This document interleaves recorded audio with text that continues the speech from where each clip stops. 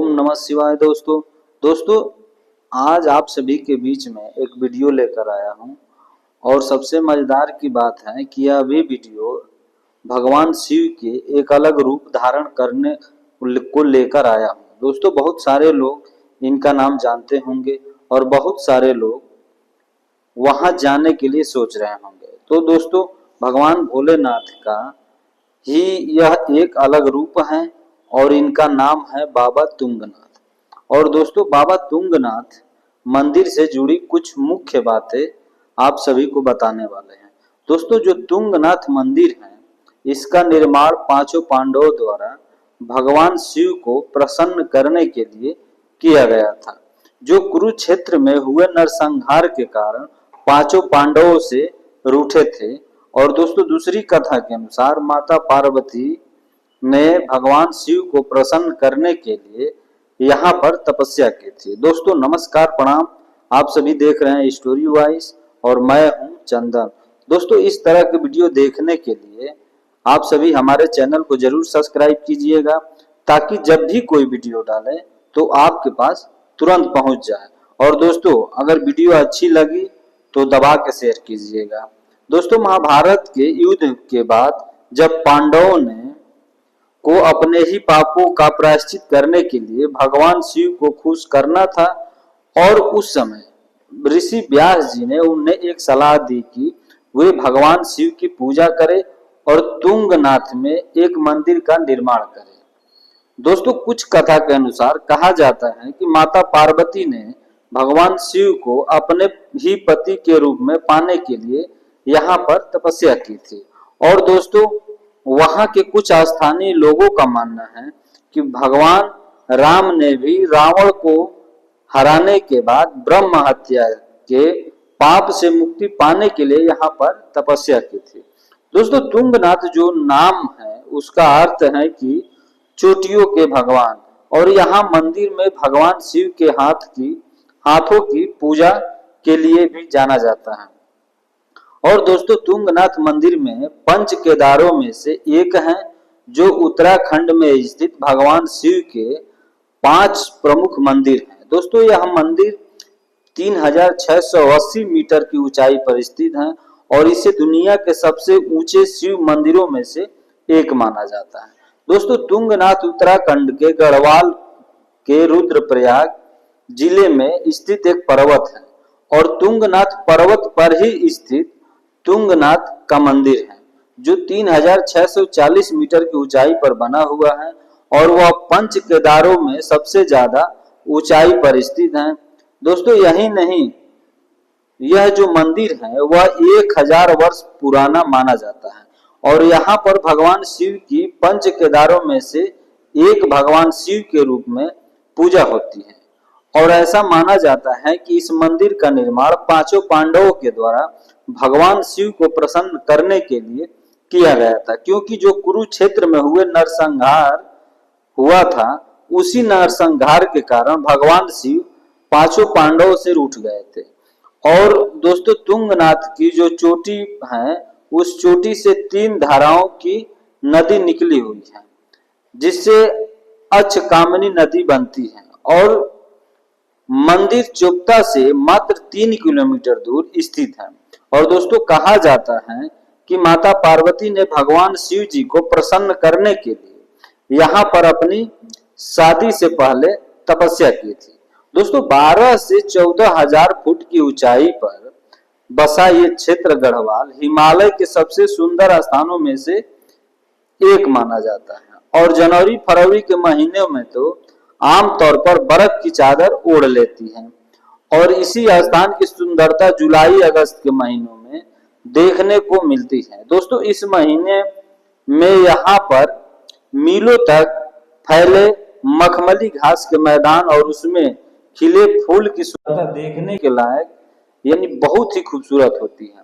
इसलिए जो भी अनुभवी पर्यटक हैं वह इसकी तुलना स्विट्जरलैंड से करने में थोड़ा सा भी नहीं हिचकिचाते हैं, क्योंकि सबसे विशेष बात यह है कि पूरे गढ़वाल क्षेत्र में यह अकेला क्षेत्र है जहां बस द्वारा बुग्यालों की दुनिया में सीधे प्रवेश किया जाता है।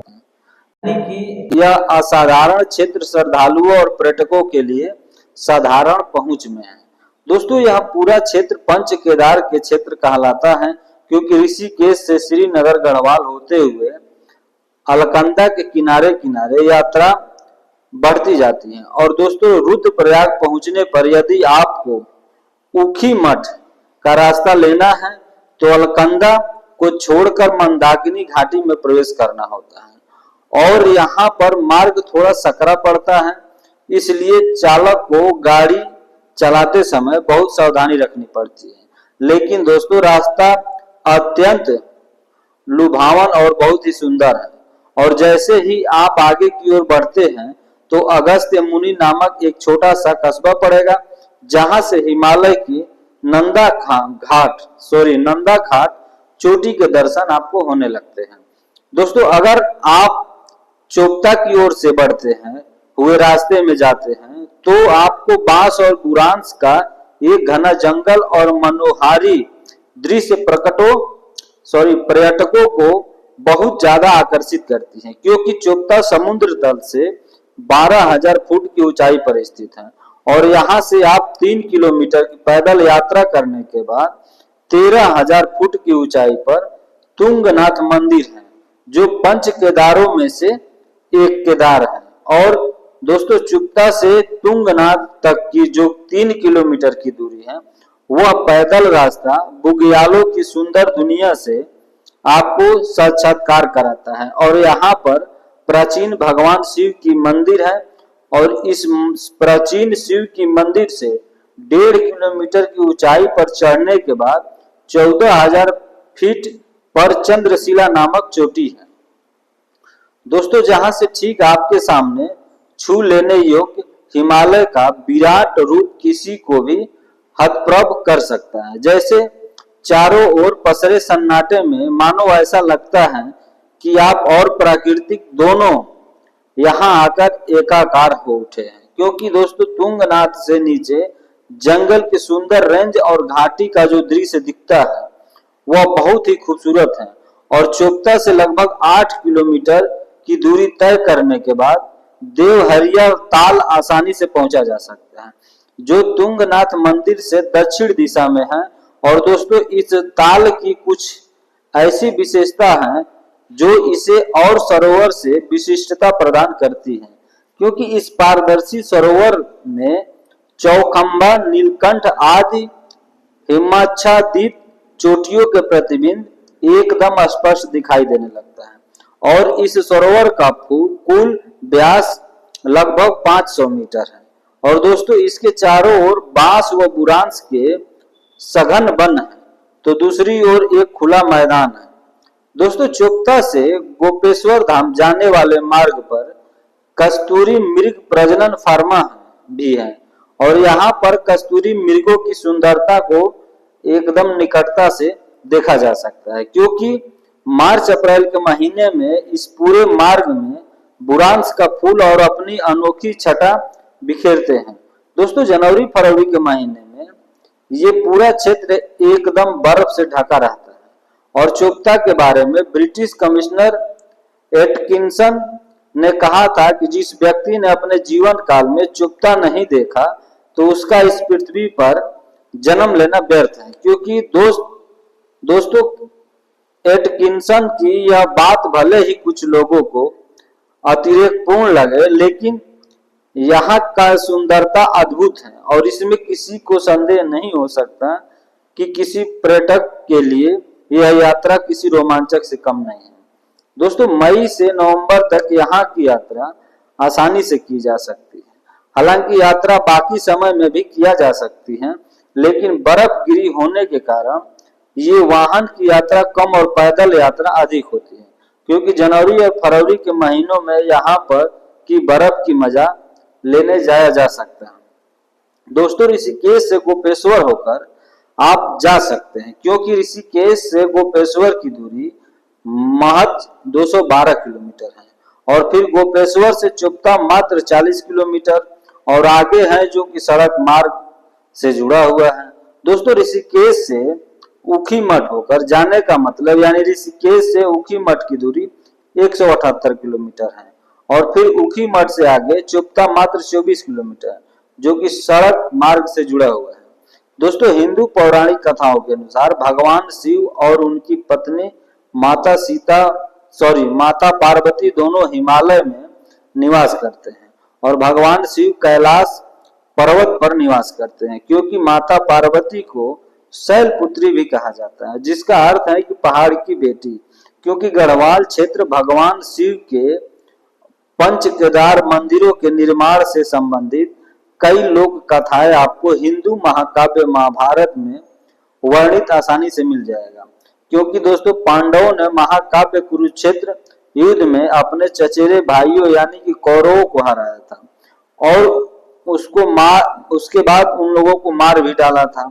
और वे युद्ध के दौरान भाई की हत्या मतलब गौ हत्या और ब्राह्मण हत्या यानी कि ब्राह्मणों की हत्या मतलब पुजारी वर्ग के पापों का प्रायश्चित करना चाहते थे। और उसके बाद इस प्रकार उन्होंने अपने राज्य की बागडोर अपने परिजनों को सौंप दी और भगवान शिव की खोज में और उनका आशीर्वाद लेने के लिए निकल पड़े। लेकिन दोस्तों, सबसे पहले वह पवित्र शहर वाराणसी यानी काशी गए, लेकिन भगवान शिव उनसे बचना चाहते थे, क्योंकि वे कुरुक्षेत्र युद्ध में हुई मृत्यु और बेईमानी से बाधित बहुत क्रोधित थे और इसलिए पांडवों की प्रार्थनाओं के प्रति उदासीन थे। और इसलिए उन्होंने एक बैल यानी नंदी का रूप धारण किया और गढ़वाल क्षेत्र में छिप गया। दोस्तों, ऐसा माना जाता है कि यह 1000 वर्ष पुराना है और पंच केदार के क्रम में इसे तृतीय केदार कहा जाता है। दोस्तों, हिंदू पौराणिक कथाओं के अनुसार वाराणसी में भगवान शिव को न पा करके पांडव गढ़वाल हिमालय चले गए और पांचों पांडव भाइयों में से दूसरे भीम तब तक पहाड़ों पर खड़े होकर शिव की तलाश करने लगे और उन्होंने गुप्त काशी यानी कि शिव के छिपने का कार्य से प्राप्त नाम के पास एक बैल को घास चरते हुए देखा गया।